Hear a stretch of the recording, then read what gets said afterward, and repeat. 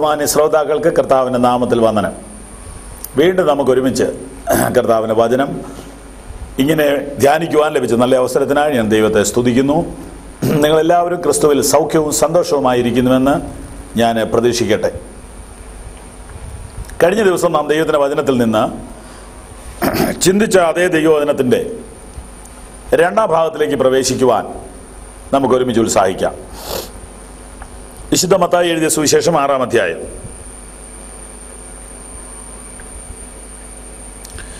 25 മുതൽ ഞാൻ നിങ്ങൾക്ക് വേണ്ടി വായിക്കുന്നു. അതുകൊണ്ട് ഞാൻ നിങ്ങളോട് പറയുന്നത്, എന്തു തിന്നും എന്തു കുടിക്കുമെന്ന് നിങ്ങളുടെ ജീവനായിക്കൊണ്ടും എന്തു ഉടുക്കുമെന്ന് ശരീരത്തിനായിക്കൊണ്ടും വിചാരപ്പെടരുത്. ആഹാരത്തെക്കാൾ ജീവനും ഉടുപ്പിനേക്കാൾ ശരീരവും വലുതല്ലയോ? ആകാശത്തിലെ പറവകളെ നോക്കുവീൻ, അവ വിതയ്ക്കുന്നില്ല, കൊയ്യുന്നില്ല, കളപ്പുരയിൽ കൂട്ടിവെക്കുന്നതുമില്ല. എങ്കിലും സ്വർഗസ്ഥനായ നിങ്ങളുടെ പിതാവ് അവയെ പുലർത്തുന്നു. അവയേക്കാൾ നിങ്ങൾ ഏറ്റവും വിശേഷതയുള്ളവരല്ലയോ? വിചാരപ്പെടുന്നതിനാൽ തൻ്റെ നീളത്തോട് ഒരു മുഴം കൂട്ടുവാൻ നിങ്ങളിൽ ആർക്ക് കഴിയും? ഉടുപ്പിനെക്കുറിച്ച് വിചാരപ്പെടുന്നതും എന്ത്? വയലിലെ താമര എങ്ങനെ വളരുന്നു എന്ന് നിരൂപിപ്പീൻ. അവ അധ്വാനിക്കുന്നില്ല, നോൽക്കുന്നില്ല. എന്നാൽ ശലോമോൻ പോലും തൻ്റെ സർവ്വമഹത്വത്തിലും ഇവയിൽ ഒന്നിനോളം ചമഞ്ഞിരുന്നില്ല എന്ന് ഞാൻ നിങ്ങളോട് പറയുന്നു. ഇന്നുള്ളതും നാളെ അടുപ്പിലിടുന്നതുമായ വയലിലെ പുല്ലിനെ ദൈവം ഇങ്ങനെ ചമയിക്കുന്നുവെങ്കിൽ അല്പവിശ്വാസിയെ നിങ്ങളെ എത്രയധികം. നമുക്ക് പ്രാർത്ഥനയോടുകൂടെ വചനം ധ്യാനിക്കാം. സ്വർഗസ്ഥ പിതാവേ, തിരുവചനത്തിനായിട്ട് നന്ദി. തിരുവചനം മലയാളത്തിൽ ഞങ്ങളുടെ ഭാഷയിൽ ലഭിച്ചതിനായിട്ട് സ്തോത്രം.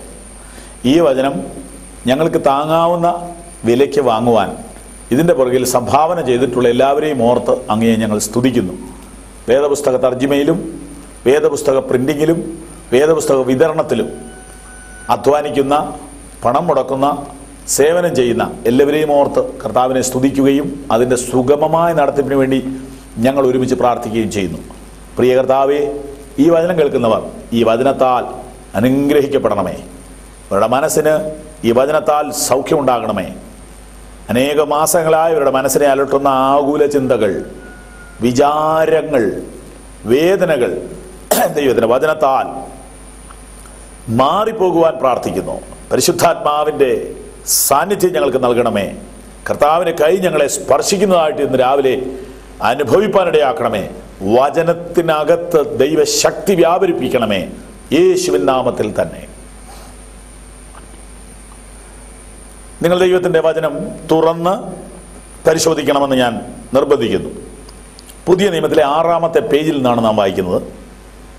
മത്തായി എഴുതിയ സുവിശേഷം 6-ാം അധ്യായത്തിൽ മനുഷ്യൻ്റെ സാമൂഹ്യ പ്രശ്നത്തിലേക്ക് യേശു ഇടപെടുന്നു. മനുഷ്യൻ്റെ ഉപജീവന പ്രശ്നത്തിലേക്ക് ദൈവം ഇടപെടുന്നു. മനുഷ്യൻ്റെ ദൈനംദിന ആവശ്യങ്ങളിലേക്ക് യേശു ഇടപെടുന്നു. അതെ, ഞാൻ കഴിഞ്ഞ ദിവസം ഓർപ്പിച്ച കാര്യം വീണ്ടും പറയട്ടെ.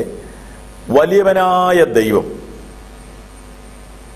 ഈ പ്രപഞ്ചത്തിൻ്റെ മുഴുവനും സൃഷ്ടാവായ ദൈവം, സ്വർഗത്തിലും സ്വർഗാതി സ്വർഗത്തിലും ഭൂമിയിലും ഒതുങ്ങാത്ത സർവവ്യാപിയായ ദൈവം പാവപ്പെട്ട മനുഷ്യൻ്റെ ദിനംതോറുമുള്ള ആവശ്യങ്ങളിൽ ഇടപെടുന്നു എന്ന് പറയുമ്പോൾ അതെത്രയോ സന്തോഷമുള്ള കാര്യമാണ്. പാവപ്പെട്ട മനുഷ്യൻ്റെ ദൈനംദിന ആവശ്യങ്ങളിൽ ദൈവം ഇടപെടുന്നു. ഇവിടെ വിചാരപ്പെടുന്ന മനുഷ്യനോടാണ് യേശു സംസാരിക്കുന്നത്. മനുഷ്യൻ ദിനംതോറും വിചാരപ്പെടുന്നത് ഭക്ഷണം, വസ്ത്രം, പാർപ്പിടം, കുഞ്ഞുങ്ങൾ തുടങ്ങിയുള്ള കാര്യങ്ങളാണ്. ഇതിനെ ചികിത്സിക്കുവാൻ, ഇതിനെ പരിഹരിപ്പാൻ, ഇതിനൊരു ഉദാഹരണം നൽകാൻ യേശു കർത്താവ് നൽകിയ ചിന്തകൾ കഴിഞ്ഞ ദിവസങ്ങളിൽ നാം ഒരുമിച്ച് ചിന്തിച്ചു. ഒന്നാമത്, നമ്മുടെ ജീവൻ ദൈവത്തിൻ്റെ ദാനമാണെന്ന് അറിയുക. ജീവൻ ഉണ്ടെങ്കിലേ ആഹാരം ആവശ്യമുള്ളൂ. രണ്ടാമത്, നമ്മുടെ ശരീരം ദൈവത്തിൻ്റെ ദാനമാണെന്ന് അറിയുക. ശരീരമുണ്ടെങ്കിലേ വസ്ത്രം ആവശ്യമുള്ളൂ. ഈ വിധത്തിൽ കർത്താവ് നമ്മെ പഠിപ്പിക്കുന്നു. തുടർന്ന് കർത്താവ് യേശു പറയുന്നത് 26-ാം വാക്യമാണ്. ആകാശത്തിലെ പറവകളെ നോക്കുവീൻ, അവ വിതയ്ക്കുന്നില്ല, കൊയ്യുന്നില്ല, കളപ്പുരയിൽ കൂട്ടിവെക്കുന്നതുമില്ല. ആകുല ചിന്ത മാറ്റുവാൻ, ടെൻഷൻ, വിചാരങ്ങൾ, മനപ്രയാസങ്ങൾ, പിരിമുറുക്കങ്ങൾ ഇവയുടെ നടുവിൽ നിൽക്കുന്ന മനുഷ്യനോട് യേശു പറയുന്നു, നീ ആകാശത്തിലെ പറവകളെ ഒന്ന് ശ്രദ്ധിക്കൂ. പ്രിയപ്പെട്ടവരെ, നമ്മുടെ പ്രശ്നം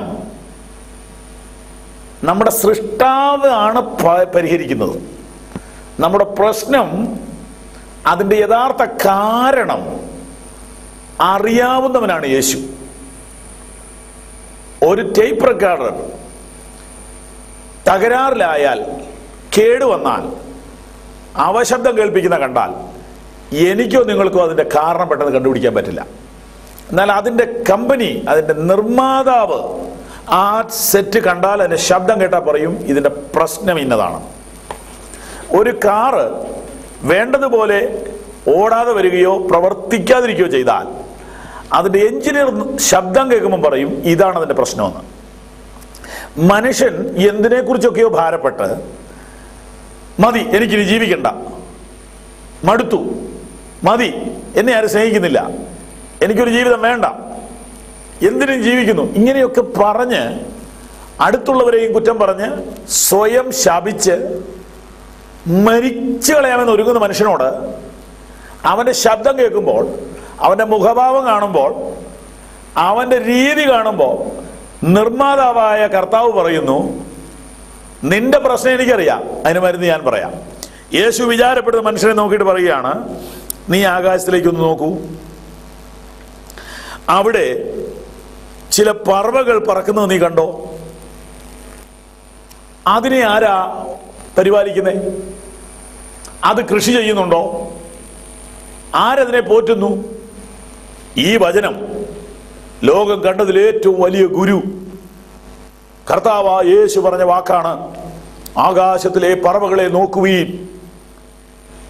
ദൈവം മനുഷ്യനോട് പറയുന്നു, നീ ഈ പ്രപഞ്ചത്തിലെ ജീവജാലങ്ങളെ ശ്രദ്ധിക്കണം. മനുഷ്യന് വേണ്ടിയാണ് ജീവജാലങ്ങളെ സൃഷ്ടിച്ചത്. പ്രകൃതി സംരക്ഷണം എന്ന ചിന്ത ഈ അടുത്ത കാലത്ത് മനുഷ്യർക്ക് ധാരാളം ഉണ്ടായിട്ടുണ്ട്. ഇന്ത്യക്ക് അത് വർദ്ധിച്ചിട്ടുണ്ട്, കേരളത്തിലും അത് വർദ്ധിച്ചിട്ടുണ്ട്. യേശു ഈ കാര്യത്തിൽ ഒട്ടും പുറകിലല്ല. പ്രകൃതി, അതിനെ നശിപ്പിക്കരുത്, അത് മനുഷ്യന് പഠിക്കാനുള്ളതാണ്. വൃക്ഷങ്ങളാകട്ടെ, കാറ്റിലെ ജന്തുക്കളാകട്ടെ, നാട്ടിലെ ജന്തുക്കളാകട്ടെ, കടലിലെ മത്സ്യങ്ങളാകട്ടെ, ഇതിലൊന്നുപോലും വംശനാശം വന്നു പോകുവാൻ ദൈവം തമ്പുരാൻ ഇഷ്ടപ്പെടുന്നില്ല. കാരണം തമ്പുരാൻ അത് സൃഷ്ടിച്ചതാണ്. ഈ കാര്യം പ്രകൃതി സംരക്ഷകരായ ആളുകൾ ഈ അടുത്ത കാലത്ത് സമരം ചെയ്തു, ശബ്ദമുയർത്തി. ഓക്കെ, അത് വളരെ നല്ല കാര്യമാണ്. ഇവിടെ കർത്താവായ യേശുവിന്റെ വാക്ക് ശ്രദ്ധിക്കൂ. നിനക്ക് ഒരു ഉപയോഗവും ഇല്ലാതെ ഇതിലെ പറന്ന് നടക്കുന്ന ഈ പക്ഷിയുണ്ടല്ലോ, ആ പക്ഷിയെ നീ നശിപ്പിക്കണ്ട. അത് നിനക്ക് ചില കാര്യങ്ങളിൽ ബുദ്ധി പറഞ്ഞു തരും. ആ പക്ഷി മനുഷ്യന് ഒരു പാഠമാണെന്ന് യേശു പറയുന്നു. ഓ, എത്ര മനോഹരമാണത്! അങ്ങനെ നിങ്ങൾ ചിന്തിച്ചിട്ടുണ്ടോ? പ്രിയപ്പെട്ടവരെ, ഈ പറന്നു പോകുന്ന കാക്കയും പ്രാവും ചിത്രശലഭവും കിളിയും കുരുവിയുമൊക്കെ ബുദ്ധിയുള്ള, കമ്പ്യൂട്ടർ കണ്ടുപിടിച്ച, മൊബൈൽ ഫോൺ പോക്കറ്റിലിട്ടുകൊണ്ട് നടക്കുന്ന ഈ ബുദ്ധിമാനായ മനുഷ്യന് ബുദ്ധി പറഞ്ഞു കൊടുക്കാൻ തമ്പുരാൻ വെച്ചിരിക്കുന്ന ജീവികളാണെന്നാണ് പുസ്തകം ഇന്ന് രാവിലെ നമ്മോട് പറയുന്നത്. ചില സമയത്ത് ചില ചെറിയ ജീവികളെ ശ്രദ്ധിച്ചാൽ പോലും ദൈവത്തിന്റെ കരുതലുകൾ നിങ്ങൾക്ക് കാണാൻ പറ്റും. അത് ശ്രദ്ധിച്ചില്ലെങ്കിൽ കാണാൻ പറ്റില്ല. ദൈവം ഒരിക്കലും ഇടിവെട്ടുന്ന ശബ്ദത്തിലല്ല നമ്മളോട് സംസാരിക്കുന്നത്. എന്നാൽ ഇടിവെട്ടലിലൂടെയും നിനക്ക് ദൈവത്തെ വേണമെങ്കിൽ കാണാം. ഇതിന്റെ പുറകിൽ പ്രവർത്തിക്കുന്ന ഒരു സർവശക്തന്റെ കരത്തെക്കുറിച്ച് ചിന്തിക്കാം. പക്ഷെ ദൈവം തകർന്നിരിക്കുന്ന നിങ്ങളോട് സംസാരിക്കുവാൻ അത്ര വലിയ ശബ്ദമൊന്നും ചിലപ്പോൾ എടുത്തു എന്ന് വരില്ല. ഈ പ്രകൃതിയിൽ കാണുന്ന ചെറിയ ചലനങ്ങളെ നീ ശ്രദ്ധിച്ചാൽ നിന്റെ വിങ്ങുന്ന മനസ്സിനൊരു ആശ്വാസം ഒരു പക്ഷേ അതിനകത്ത് കാണും. യേശു പറയുന്നു, ആകാശത്തിലെ പറവകളെ നോക്കുക. നോക്കുക എന്ന് യേശു പറഞ്ഞത് ശ്രദ്ധിക്കുക എന്നാണ്. ശ്രദ്ധിച്ചു നോക്ക്. അതിന് ടെൻഷനില്ലല്ലോ. ഇവിടെ യേശു ജന്തുലോകത്തിലേക്ക്, പറവലോകത്തിലേക്ക് നമ്മെ വിളിക്കുന്നു. ഒരൊറ്റ മൃഗവും ഇന്ന് വരെ ആത്മഹത്യ ചെയ്തിട്ടില്ല. ഒരൊറ്റ മൃഗവും ഇന്ന് വരെ കള്ളു കുടിച്ചിട്ടില്ല. ഈ അടുത്ത കാലത്ത് ആനയെ കള്ളു കുടിപ്പിച്ചതായിട്ട് പത്രത്തിൽ വായിച്ചു. അതാരാ ചെയ്തെന്നറിയാമോ? ഗോവിന്ദൻ എന്ന് പേരുള്ളൊരു മനുഷ്യൻ. അതുപോലെ പല മനുഷ്യര്. 2 കാലുള്ള ഈ മൃഗമാണ് 4 കാലുള്ള ആ മൃഗത്തെ കള്ളു കുടിപ്പിച്ചത്. വാസ്തവത്തിൽ മനുഷ്യൻ എത്ര അധപ്പതിച്ചിരിക്കുന്നു. ആനയെ കൊണ്ട് കഠിനമായി ജോലി എടുപ്പിക്കാൻ വേണ്ടി കള്ളുകുടിയനായ ആനക്കാരൻ ആനയെയും കൂടെ കള്ളു കുടിപ്പിക്കുന്നു. പക്ഷെ സത്യസന്ധമായി പറഞ്ഞാൽ ഒരൊറ്റ മൃഗവും മദ്യപാനിയല്ല. ഒരൊറ്റ മൃഗവും മദ്യപിച്ചിട്ട് ലക്ക് കെട്ട് നാശമൊന്നും ഇവിടെ ചെയ്തിട്ടില്ല. മൃഗങ്ങളൊക്കെ ഒരു ലെവലിൽ തന്നെ ജീവിക്കുന്നു. ഒരൊറ്റ മൃഗവും ഇന്ന് വരെ ഇവിടെ ആത്മഹത്യ ചെയ്തിട്ടില്ല. ഒരൊറ്റ മൃഗവും മനപ്രയാസമാണെന്നും പറഞ്ഞ് കഞ്ചാവ് വലിച്ചിട്ടില്ല. നമ്മുടെ ബഹുമാനപ്പെട്ട മുഖ്യമന്ത്രിയുടെ നേതൃത്വത്തിൽ എത്രയായിരം ഏക്കർ കഞ്ചാവാണ് ഇപ്പൊ ഈ മാസത്തിൽ നശിപ്പിച്ചുകൊണ്ടിരിക്കുന്നത്. ഇത് ആര് നട്ടു? മുഖ്യമന്ത്രിയുടെ നേതൃത്വത്തിൽ അവിടം വരെ ഒന്ന് പോയി കഷ്ടപ്പെട്ട് ഈ സ്ഥലം കണ്ടുപിടിക്കാൻ എത്രയോ പാടുവന്നു. ഇതാരാ കൃഷി ചെയ്തത്? കാട്ടാനയാണോ? അല്ല, ഇവിടുത്തെ മനുഷ്യനാണ് ഇത് സൃഷ്ടിച്ചത്. അവൻ അവിടെ പോയി ഏക്കർ കണക്കിന് സാധനം വെച്ചു പിടിപ്പിച്ച് എന്തിനാ? മനപ്രയാസമുള്ള ഒരുപാട് മനുഷ്യരുണ്ട് ഈ രാജ്യത്ത്. ടെൻഷൻ മാറാൻ ഇതിലൽപ്പം കഴിച്ചാൽ മതി. മനസ്സിലാവുന്നുണ്ടോ നിങ്ങൾക്ക്? കോടിക്കണക്കിന് രൂപയുടെ കഞ്ചാവ് നമ്മുടെ വനത്തിൽ വിളയുകയാ. അതിൽ ഒരു തോട്ടം ഈയിടെ ഗവൺമെന്റ് കണ്ടുപിടിച്ചു, കത്തിച്ചു. തീർന്നോന്നറിഞ്ഞുകൂടാ, നടന്നുകൊണ്ടിരിക്കുന്നു. ഇവിടെ ഒരു സത്യം വെളിപ്പെടുക. ഇത് ക്യാൻസറിനുള്ള മരുന്നല്ല കഞ്ചാവ്, തലവേദനയ്ക്കുള്ള മരുന്നല്ല, അൾസർ മാറാനല്ല, മനപ്രയാസം മാറാനാ. നിങ്ങൾ എന്നോട് യോജിക്കുമെന്ന് ഞാൻ പ്രതീക്ഷിക്കുന്നു. SSLCക്ക് കൂടുതൽ മാർക്ക് കിട്ടാൻ വേണ്ടിയാണോ കഞ്ചാവ് വലിക്കുന്നത്? ഒരിക്കലുമല്ല. ടെൻഷൻ മാറ്റാൻ, മനപ്രയാസം മാറ്റാൻ, ആകുല ചിന്ത മാറ്റാൻ, മനപ്രയാസങ്ങൾ മാറ്റാൻ, കുടുംബ വഴക്ക് തീർക്കാൻ. മനുഷ്യൻ ജീവിതത്തിന്റെ യാഥാർത്ഥ്യങ്ങളുടെ മുമ്പിൽ തോക്കുമ്പോൾ അവൻ ലഹരി മരുന്നിലേക്ക് പോകുന്നു. ജീവിതത്തിലെ പരുപരുത്ത സംഭവങ്ങളുടെ മുൻപിൽ മനസ്സുമെടുക്കുന്ന മനുഷ്യനാണ് കഞ്ചാവിലേക്ക് പോകുന്നത്. ഈ കഞ്ചാവ് നടുവാൻ ഒരു പറ്റം മനുഷ്യർ, അത് നശിപ്പിക്കാൻ മറ്റൊരു പറ്റം മനുഷ്യർ. മനപ്രയാസത്തിന് മരുന്നില്ലാത്തത് കൊണ്ടല്ലേ ഈ പ്രശ്നമെല്ലാം വന്നത്. എങ്കിൽ ഇതാ മരുന്നാണ് ഈ സുവിശേഷ യോഗത്തിൽ നിങ്ങൾ കേൾക്കുന്നത്. ഇത് നിങ്ങളുടെ സുഹൃത്തുക്കളെ കൂടെ കേൾപ്പിക്കുക. ഇതിന്റെ ഒരു കോപ്പി, ഈ മെസ്സേജ് നിശ്ചയമായി നിങ്ങളുടെ സുഹൃത്തുക്കൾക്ക് പറഞ്ഞു കൊടുക്കണേ. ഇത് വളരെ വിലപ്പെട്ടതാണ്.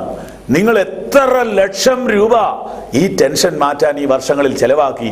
ഇവിടുത്തെ മനുഷ്യരും ഇവിടുത്തെ ആശുപത്രിയും ഇവിടുത്തെ വേണ്ടപ്പെട്ടവരൊക്കെ കൂടി എത്ര രൂപയാ ടെൻഷൻ മാറ്റാൻ ഇവിടെ ചെലവാക്കുന്നത്. ശ്രദ്ധിക്കൂ, ടെൻഷൻ മാറ്റാൻ യേശു തമ്പുരാൻ ഇവിടെ തരുന്ന ഈ ഔഷധം നിങ്ങൾ നന്നായിട്ട് കൃത്യമായിട്ടൊന്ന് കഴിച്ചു നോക്ക്. മുടങ്ങാതെ ഈ തിരുവെഴുത്തൊന്ന് ധ്യാനിച്ചു നോക്ക്. നിങ്ങൾക്ക് ഒരുപാട് പൈസ ബാക്കി വരും. ഇത് ഞാൻ ഉറപ്പു തരുന്നു. എനിക്കതിന് തെളിവ് കസ്റ്റഡിയിലുണ്ട്. തെളിവ് തരാൻ ഒരുപാട് മനുഷ്യരെ, ജീവിച്ചിരിക്കുന്നവരെ എനിക്ക് തരാനുണ്ട്, സാക്ഷ്യം പറയിപ്പിക്കുവാനുണ്ട്. അതെ, മനപ്രയാസപ്പെടുന്ന മനുഷ്യനോട് യേശു പറയുന്നു, ജന്തുലോകത്തിലേക്ക് നോക്കുക, ജന്തുലോകത്തിലേക്ക് നോക്കുക. നിന്റെ അത്രയും ബുദ്ധി ആ മൃഗങ്ങൾക്കില്ല. നിന്നെ പോലെ വാഹനങ്ങളിൽ മൃഗങ്ങൾ യാത്ര ചെയ്യുന്നില്ല.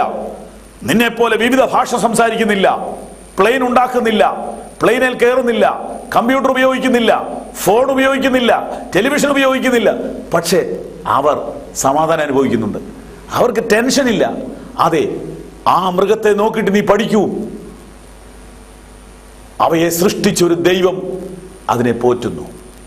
ഈ ചിന്ത നിനക്ക് ആശ്വാസം തരുമെന്ന് കർത്താവ് ഇവിടെ പറയും. തീർന്നില്ല. കർത്താവായ യേശു പിന്നീട് പറയുന്നത്, വയലിലെ താമരയെ നോക്കുവീൻ, വയലിലെ താമരയെ നോക്കുവീൻ, അതെങ്ങനെ വളരുന്നു എന്ന് നിരൂപിപ്പീൻ.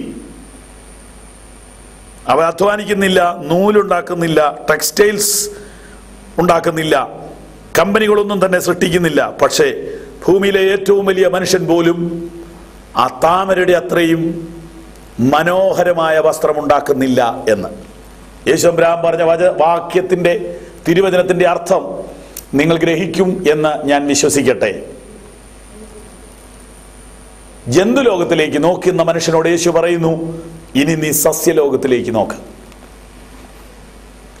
ഈ പ്രപഞ്ചത്തിൽ കാണുന്ന 1000 സസ്യങ്ങളെ നോക്ക്. ഏതെങ്കിലും ഒരു വൃക്ഷത്തെ നീ ശ്രദ്ധിക്ക്. അല്ല, വെള്ളത്തിന്റെ മുകളിൽ മനോഹരമായി പുഷ്പമായി കിടക്കുന്ന താമര തന്നെയാണ് യേശു ഇവിടെ മനുഷ്യനെ പഠിപ്പിക്കുവാൻ വേണ്ടി എടുത്തിരിക്കുന്നത്. ആ താമരയെ മനുഷ്യൻ ശ്രദ്ധിക്കണമെന്നാണ് യേശു പറയുന്നത്. താമരയ്ക്കുന്ന വലിയ ഡിമാൻഡുള്ള കാലമാണ്, നല്ല വിലയുണ്ടതിന്. അത് ദൈവപ്രസാദത്തിന് ഉപയോഗിക്കുന്ന പുഷ്പങ്ങളിൽ ഒന്നാണ്. ആ താമര എവിടെ നിന്ന് വരുന്നു? അതിൻ്റെ വേരെവിടെ?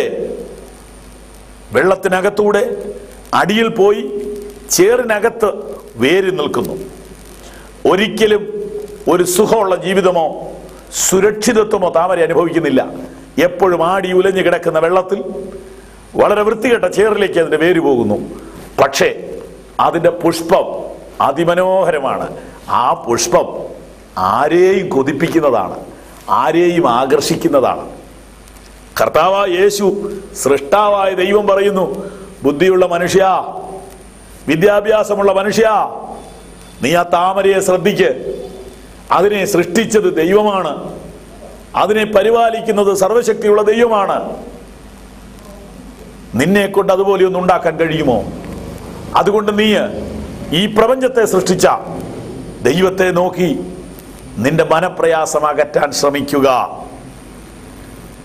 അതെ, ജന്തുലോകത്തിലേക്ക് നോക്കുക, സസ്യലോകത്തിലേക്ക് നോക്കുക. ചുരുക്കി പറഞ്ഞാൽ യേശു പറഞ്ഞ ചിന്ത ഞാൻ നിങ്ങൾക്ക് കർത്താവിൻ്റെ കൃപയിൽ ആശ്രയിച്ച് വിവരിച്ചു തരാം.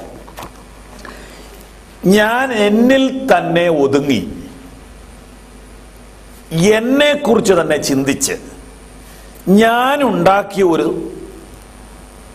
കിണറ്റിൽ ഞാനിങ്ങനെ ഇരുന്നാൽ, ഞാനുണ്ടാക്കിയ ഒരു സാമ്രാജ്യത്തിൽ ഇങ്ങനെ ഒതുങ്ങി എന്നെക്കുറിച്ച് ചിന്തിച്ച് ഞാനിങ്ങനെ ഭാരപ്പെട്ടാൽ ഞാൻ രോഗിയാകുകയോ ഞാൻ തന്നെ മരിക്കുകയോ ചെയ്യേണ്ടി വരും. ഇതിന് നടുവിൽ യേശു പറയുന്നു, നീ അവിടെ നിന്നൊന്ന് എഴുന്നേക്ക്, എന്നിട്ട് നീ ആകാശത്തിലേക്ക് നോക്ക്. യേശു പറഞ്ഞത്, നീ ഒരു വിശാലതയിലേക്ക് നോക്ക്. എപ്പോഴും ടെൻഷൻ ബാധിച്ച മനുഷ്യൻ, ആകുലചിന്ത ബാധിച്ച മനുഷ്യൻ, മനപ്രയാസത്തിനടിമയായ മനുഷ്യൻ എപ്പോഴും ഒരു കൊച്ചു ലോകത്തിലാണ് ജീവിക്കുന്നത്. ആത്മഹത്യ ചെയ്ത മനുഷ്യരൊക്കെ ഒരു കൊച്ചു ലോകത്തിലാണ് ജീവിക്കുന്നത്. അവരവർക്ക് ചുറ്റും ഒരു വലിയ മതിലങ്ങ് തീർത്തു. അതൊരു കനത്ത മതിലാണ്. അവരതിനകത്തങ്ങ് ഒതുങ്ങിക്കൂടുന്നു. അവർക്കാരോടും ബന്ധപ്പെടാൻ താല്പര്യമില്ല, ആരോടും ഷെയർ ചെയ്യാൻ അവർ ഇഷ്ടപ്പെടുന്നില്ല, ടെലിഫോൺ വിളിച്ചാൽ പോലും എടുക്കാൻ അവർക്ക് താല്പര്യമില്ല. ഇങ്ങനെ ഒരു കൊച്ചു ലോകത്തിലേക്ക് ഒതുങ്ങി ഒതുങ്ങി ഒതുങ്ങി ഒതുങ്ങി അത് ആത്മഹത്യയിലേക്ക് നീങ്ങുകയാണ്. ഇവിടെ യേശു പറയുന്നു, നീ ആ മതിൽക്കെട്ട് ആദ്യം പൊട്ടിക്കണം. നീ നിനക്ക് ചുറ്റും തീർത്തിരിക്കുന്ന ആ മതിലങ്ങ് ഉടയ്ക്കണം. ഉടച്ചിട്ട് നീ വിശാലതയിലേക്ക് നോക്കണം. ആകാശത്തിലെ പറവയെ നോക്കുവീൻ, വയലിലെ താമരയെ നോക്കുവീൻ എന്ന് മനപ്രയാസപ്പെടുന്ന ആകുല ചിന്തയുള്ള ടെൻഷൻ അടിമപ്പെട്ട മനുഷ്യനോട് സൃഷ്ടാവായ ദൈവപുത്രനായ യേശു പറയുന്നു, നീ നിന്റേതായ ആ കൊച്ചു ലോകത്തിൽ നിന്ന് പുറത്തു വരണം. നീ ഉണ്ടാക്കിയ ആ മതിൽക്കെട്ടിൽ നിന്ന് പുറത്തു വരണം. എന്നിട്ട് നീ വിശാലമായ പ്രപഞ്ചത്തിലേക്ക് കണ്ണോടിക്കണം. കണ്ണോടിച്ചാൽ നിനക്ക് ഒരു പുതിയ ദർശനമുണ്ടാകും, ഒരു പുതിയ കാഴ്ചപ്പാടുണ്ടാകും. എന്താണ് ആ കാഴ്ചപ്പാട്? ഒന്ന്, നിന്നേക്കാൾ ബുദ്ധി കുറഞ്ഞ, കഴിവ് കുറഞ്ഞ ധാരാളം മനുഷ്യരെ ഇവിടെ ടെൻഷൻ കൂടാതെ ജീവിക്കുന്നുണ്ട്. ആരോ അവരെ നടത്തുന്നു. നിന്നേക്കാൾ കഴിവ് കുറഞ്ഞ പക്ഷി, മൃഗ, സസ്യ ജലാദികളെ സൃഷ്ടിച്ച് സൂക്ഷിച്ച് പരിപാലിക്കുന്ന ഒരു ദൈവമുണ്ട്. ഈ ചിന്ത നിന്നെ പുതിയതായ ഒരു ദർശനത്തിലേക്ക് നയിക്കാതിരിക്കുകയില്ല. അല്ല, വിശാലതയിലേക്ക് നീ നോക്കിയാൽ മറ്റൊരു സത്യം കാണാം. ശ്രദ്ധിച്ചു കേൾക്കൂ, ഞാൻ ഒരു കഥ പറയാം. ഒരിക്കൽ മുയലുകൾ ആത്മഹത്യ ചെയ്യാൻ തീരുമാനിച്ചു. മുയലുകൾ. കാരണം എനിക്ക് തോന്നുന്നു ടോൾസ്റ്റോയ് പറഞ്ഞ കഥകളിലാണത്. മുയലുകളെല്ലാം കൂടി ഒരു ദിവസം ഇരുന്ന് ആലോചിച്ചു, നമ്മളെപ്പോലെ ശപിക്കപ്പെട്ട ജീവികൾ ഏതാ ഉള്ളത്? നമുക്ക് കൊമ്പില്ല, വലിയ നഖമില്ല, വലിയ സ്പീഡില്ല, വലിയ ആരോഗ്യമില്ല. സകല ജീവികൾ നമ്മളെ ഉപദ്രവിക്കുന്നു, എല്ലാവരും നമ്മളെ പിടിക്കുന്നു, കൊല്ലുന്നു, തിന്നുന്നു. അതുകൊണ്ട് നമുക്ക് കൂട്ടത്തോടെ വെള്ളത്തിൽ ചാടി മരിക്കാം. അങ്ങനെ മുയലുകളെല്ലാം കൂടി ഫൈനൽ തീരുമാനം എടുത്തു. അങ്ങനെ ഒരു ലീഡർ മുയലിന്റെ നേതൃത്വത്തിൽ എല്ലാ മുയലുകളും ഒരു സംഘമായിട്ടൊരു കുളത്തിലേക്ക് പോവുകയാണ്. ഇവിടെ വെച്ച് പറഞ്ഞു, ആരും ഇടയ്ക്ക് വെച്ച് സംശയമൊന്നും തോന്നരുത്, നിരാശപ്പെടരുത്, നമ്മൾ മരിക്കാൻ തീരുമാനിച്ചു. ആർക്കെങ്കിലും എതിരഭിപ്രായം ഉണ്ടോ? ഇല്ല, ആർക്കും അഭിപ്രായമില്ല. ഇങ്ങനെ പേടിച്ച് മനപ്രയാസപ്പെട്ട് ജീവിക്കുന്നതിനേക്കാൾ നല്ലത് മരിക്കുകയാണ്. അങ്ങനെ അവരെല്ലാം ലൈനായിട്ട് മാർച്ച് ചെയ്ത് കുളത്തിന്റെ അടുത്തേക്ക് ചെന്നു. കുളത്തിന്റെ അടുത്തേക്ക് ചെന്നപ്പോൾ, വെള്ളത്തിന്റെ അടുത്തെത്താറായപ്പോൾ ലീഡർ മുയൽ പെട്ടെന്ന് പറഞ്ഞു, ആര് വെള്ളത്തിൽ ചാടരുത്, ഒരു കാര്യം പറയാനുണ്ട്. അപ്പൊ ആരും ചാടിയില്ല. എന്താണ് ആ കാര്യം? നമുക്ക് മാറിയിരുന്ന് ആലോചിക്കാം. അവർ കുറച്ച് മാറി ഒരു മരത്തിന്റെ ചുവട്ടിൽ പോയിരുന്നു. വലിയ മുയല് കുഞ്ഞു മുയലുകളോട് ചോദിച്ചു, നമ്മൾ ആ കുളത്തിന്റെ അടുത്തേക്ക് എത്തിയപ്പോ നിങ്ങളൊരു ഒച്ച കേട്ടായിരുന്നോ? ഒരാൾ പറഞ്ഞാൽ കേട്ടു, മറ്റേ ആൾ പറഞ്ഞാൽ കേട്ടു, മറ്റേ ആളും പറഞ്ഞു കേട്ടു. എന്താ കേട്ടത്? ഏതോ വെള്ളത്തിലേക്ക് ചാടുന്നത് കേട്ടു. എന്താ നിങ്ങൾ ശ്രദ്ധിച്ചോ? ഇല്ല, ഞങ്ങളാരും ശ്രദ്ധിച്ചില്ല. ഞാൻ അതൊക്കെ ശ്രദ്ധിച്ചു. ഞാൻ മുൻപിലാണ് നിന്നത്. നമ്മൾ മണ്ടന്മാരാകാൻ പാടില്ല. ഞാൻ ശ്രദ്ധിച്ചു. തവളയാണ് ചാടിയത്. ഒരു തവളയല്ല, 2 തവളയല്ല, 3 തവളയല്ല. ആ കുളത്തിന്റെ കരയ്ക്കിരുന്ന മുഴുവൻ തവളയും ചാടി. എന്തുകൊണ്ട് ചാടിയെന്ന് നിങ്ങൾക്കറിയാമോ? ഒരു തവള പറഞ്ഞു, നമ്മളെ കണ്ട് പേടിച്ചിട്ടായിരിക്കുമോ? കറക്റ്റാണ് നീ പറഞ്ഞത്. നമ്മളെ വരുന്ന കണ്ട് പേടിച്ചിട്ട് ആ തവളയെല്ലാം വെള്ളത്തിൽ ചാടി. എല്ലാ മുയലുകളുടെയും കണ്ണു തുറന്നു. ഇന്നുവരെ കാണാത്ത ഒരു പുതിയ ലോകം അവരുടെ മുമ്പിൽ പ്രത്യക്ഷപ്പെട്ടു. നമ്മളെ പേടിയുള്ള, നമ്മളെക്കാൾ പേടിയുള്ള, നമ്മളെക്കാൾ അടിമത്വത്തിൽ കഴിയുന്ന, നമ്മളെക്കാൾ പീഡനം അനുഭവിക്കുന്ന ഒരു സമൂഹം നമുക്ക് ചുറ്റുമുണ്ട്. അതുകൊണ്ട് അവരൊക്കെ ആത്മഹത്യ ചെയ്ത് കഴിഞ്ഞിട്ട് നമുക്ക് ചെയ്യാം, തിരിച്ചു പോകാമെന്നും പറഞ്ഞ് ആത്മഹത്യ ക്യാൻസൽ ചെയ്തു. കഥയാണെങ്കിലും അതിലൊരു കാര്യമുണ്ട്. നാം നമ്മുടെ ഈ കൊച്ചു സമൂഹത്തിൽ, ആ കൊച്ചു വീട്ടിൽ, നിങ്ങൾ ഉണ്ടാക്കിയ മതിൽക്കെട്ടിനകത്ത് ഇരുന്ന് നിങ്ങൾ ചിന്തിച്ച് ചിന്തിച്ച് ചിന്തിച്ച് ഞാൻ ശപിക്കപ്പെട്ടവനാ, ഞാൻ ശപിക്കപ്പെട്ടവനാ, എന്നെ ആരും സ്നേഹിക്കുന്നില്ല, ഞാൻ കഷ്ടപ്പെട്ടതെല്ലാം വെറുതെയായി, എൻ്റെ പിള്ളേർക്ക് എന്നെ വേണ്ട, എന്നെ ആരും അറിയുന്നില്ല, എന്നെ ആരും മനസ്സിലാക്കുന്നില്ല, എൻ്റെ ഭർത്താവിന് എന്നെ അറിഞ്ഞുകൂടാ, എൻ്റെ ഭാര്യയ്ക്കും എന്നെ മനസ്സിലാകുന്നില്ല. ഇങ്ങനെ നിങ്ങളെക്കുറിച്ച് ചിന്തിച്ച് ചിന്തിച്ച് ചിന്തിച്ച് നിങ്ങൾ ഒടുവിൽ വിഷം കുടിക്കുവാൻ തീരുമാനം എടുക്കുക. എന്നാൽ ആ മതിലൊക്കെ പൊട്ടിച്ചിട്ട് നിങ്ങളൊന്ന് പുറത്തേക്ക് ഇറങ്ങിയാൽ നിങ്ങളെക്കാൾ രോഗികളായ ആളുകൾ ഇവിടെയുണ്ട്, നിങ്ങളെക്കാൾ ടെൻഷനുള്ള ആളുകൾ ഇവിടെയുണ്ട്, നിങ്ങളെക്കാൾ കടഭാരമുള്ള ആളുകൾ ഇവിടെയുണ്ട്, നിങ്ങളെക്കാൾ അവഗണന അനുഭവിച്ചവരും, നിങ്ങളെക്കാൾ ദുഃഖം അനുഭവിച്ചവരും, നിങ്ങളെക്കാൾ തീരാവേദന അനുഭവിക്കുന്നവരും, ഇന്നും മരിക്കാതെ മരിച്ചുകൊണ്ടിരിക്കുന്നവരുമായ ധാരാളം ആളുകൾ ഇവിടെയുണ്ട്. 2 കാലുമില്ലാതെ ഇരുന്നിട്ടും വിലപ്പെട്ട ഗാനങ്ങൾ എഴുതിയവരുണ്ട്. 2 കണ്ണില്ലാതിരുന്നിട്ടും വിലപ്പെട്ട സംഭാവനകൾ സമൂഹത്തിന് നൽകിയവരുണ്ട്. അയ്യോ, ഈ ലോകത്ത് നിങ്ങൾ ഒന്നും കണ്ടില്ല. നിങ്ങൾ നിങ്ങളുടെ ഒരു കൊച്ചു ലോകത്തിനകത്ത് ഒതുങ്ങിയത് കൊണ്ടല്ലേ ആത്മഹത്യ ചെയ്യാൻ നിങ്ങൾക്ക് സാധിക്കുന്നത്. ഇതാണ് യേശു പഠിപ്പിച്ച പാഠം. യേശു തമ്പുരാൻ പറഞ്ഞ വാക്കുകളെ വേണ്ടതുപോലെ വിലയിരുത്താത്തത് കൊണ്ട് നമുക്കൊന്നും മനസ്സിലാകുന്നില്ല. ആകാശത്തിലെ പറവകളെ നോക്കുകയും വയലിലെ താമരയെ നോക്കുകയും എന്ന് യേശു പറയുമ്പോൾ അതിൻ്റെ ശരിയായ ആശയം എന്താണ്? നീ നിന്റെ സാമ്രാജ്യത്തിൽ നിന്ന് പുറത്തു വരണം. നീ ഉണ്ടാക്കിയ ആ മതിൽക്കെട്ടിലിനെ ഉടയ്ക്കണം.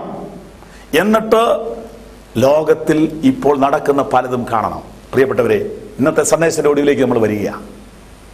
നമ്മളെക്കാൾ ദുഃഖം അനുഭവിക്കുന്നവരിവിടെയുണ്ട്, നമ്മളെക്കാൾ കടഭാരമുള്ളവരിവിടെയുണ്ട്, നമ്മളെക്കാൾ വേദനയുള്ളവരിവിടെയുണ്ട്, നമ്മളെക്കാൾ മനപ്രയാസമുള്ളവരിവിടെയുണ്ട്, നമ്മളെക്കാൾ മുൻപ്, അതെ, നിങ്ങളെക്കാൾ മുൻപ് ആത്മഹത്യ ചെയ്യേണ്ട പലരും ആത്മഹത്യ ചെയ്തിട്ടില്ല.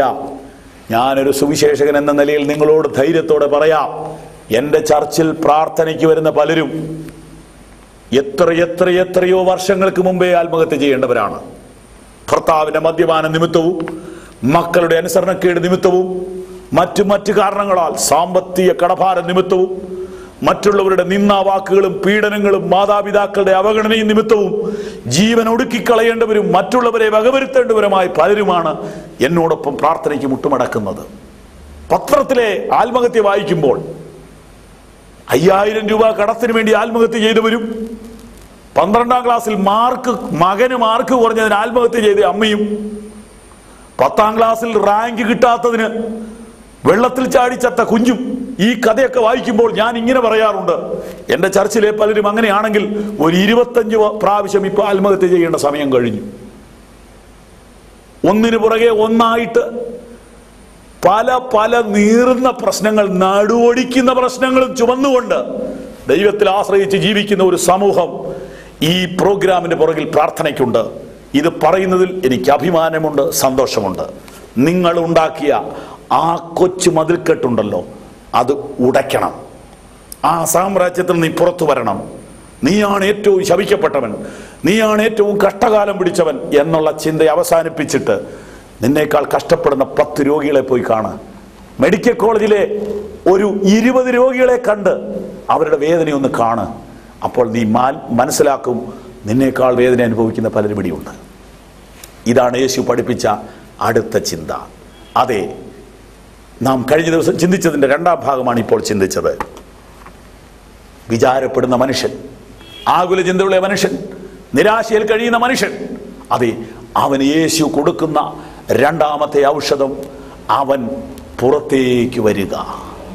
പുറത്തേക്ക് വരിക. അതെ, എനിക്ക് നിങ്ങളോട് പറയുവാനുള്ളത്, നിങ്ങളുടെ ആ ചിന്താലോകത്തിൽ നിന്ന് പുറത്തു വരിക, ആ നിരാശയുടെ കുടിലിൽ നിന്ന് പുറത്തു വരിക, അപകർഷതാബോധത്തിന്റെ തടങ്കൽ പാളയത്തിൽ നിന്ന് പുറത്തു വരിക, പരാജയബോധത്തിന്റെ തുറുങ്കിൽ നിന്ന് പുറത്തു വരിക. നിങ്ങൾക്ക് പ്രതീക്ഷയ്ക്ക് വകയുണ്ട്. കണ്ണുകൾ അടയ്ക്കാം, പ്രാർത്ഥിക്കാം. സ്വർഗസ്ഥ പിതാവേ, ഈ വചനം ചില വ്യക്തികളോട് വ്യക്തമായി ദൈവം നേരിട്ട് സംസാരിക്കുന്നതാകയാൽ സ്തോത്രം. നിരാശയുടെ തടങ്കൽ പാളയത്തിൽ നിന്ന് കർത്താവേ നിന്റെ കൈ നീട്ടിയവരെ പുറത്തു കൊണ്ടുവരണമേ. അവരിലൂടെ അനേകർ ജീവിക്കുവാനിടയാകട്ടെ, യേശുവിൻ നാമത്തിൽ തന്നെ. നിങ്ങൾ വചനം ശ്രദ്ധിച്ചല്ലോ. കത്തയക്കാൻ മറക്കരുത്, ടെലിഫോൺ ചെയ്യുവാൻ മറക്കരുത്. Pastor Babu Cheriyan, post box number 6, Piravom. Telephone number 0485-224-35-15. ദൈവം നിങ്ങൾ. Pastor Babu Cheriyan, post box number 6, Piravom, Ernakulam district. Telephone number 0485-224-35-15.